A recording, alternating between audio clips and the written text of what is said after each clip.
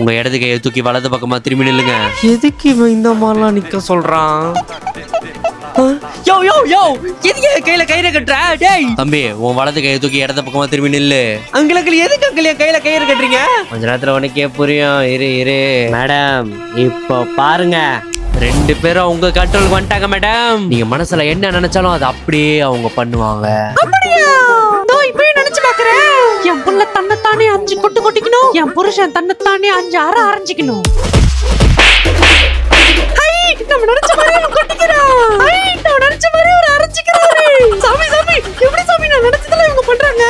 எல்லாம் நான் அவங்க ரெண்டு பேருக்கும் கட்டின கயிறால தான். சரி அது இருக்கட்டும், எனக்கு 10,000 ரூபாய் காசு கொடுங்க. 10,000 ரூபாவா? எதுக்கு? ஏமா உனக்கு மந்திரம் ஓசில செய்வாங்க. தர முடியாதா?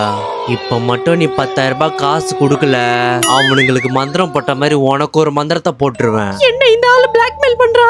இப்ப மட்டும் என் புருஷனும் என் பையனும் ரெண்டு பேரும் சேர்ந்து இந்த ஆளை மொத்தி வெள்ள அமிச்சிட்டாங்கன்னா நல்லா இருக்கும்ல.